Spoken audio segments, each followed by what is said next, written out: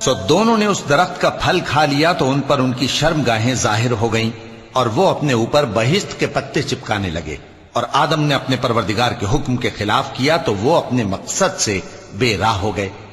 پھر ان کے پروردگار نے ان کو نوازا تو ان پر مہربانی سے توجہ فرمائی اور سیدھی راہ بتائی۔ فرمایا کہ تم دونوں یہاں سے نیچے اتر جاؤ، تم میں بعض کے دشمن ہوں گے، پھر اگر میری طرف سے تمہارے پاس ہدایت آئے تو جو شخص میری ہدایت کی پیروی کرے گا وہ نہ گمراہ ہوگا اور نہ تکلیف میں پڑے گا، اور جو میری نصیحت سے منہ پھیرے گا اس کی زندگی تنگ ہو جائے گی، اور قیامت کو ہم اسے اندھا کر کے اٹھائیں گے۔